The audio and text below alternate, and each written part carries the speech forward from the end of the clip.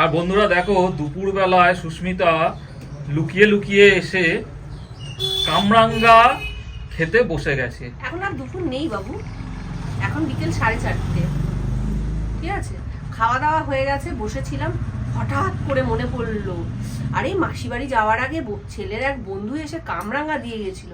কামরাঙ্গাগুলো কেমন আছে একটু দেখি। কি কামরাঙ্গাগুলো পেকে একদম টুসটুসে হয়ে রয়েছে। বললাম না, আজকেই খেয়ে ফেলতে হবে, না হলে নষ্ট হয়ে যাবে। তাই নিয়ে বসে পড়েছি কামরাঙ্গা।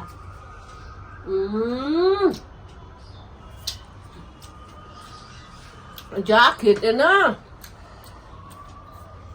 অসম্ভব ভালো। তুমি খাবে নাকি? না, দেখিয়ে দেখিয়ে খাচ্ছ, খাও। আবার বলবে আমাকে দাওনি, তারপর আমার না দিয়ে খালি পেট খারাপ।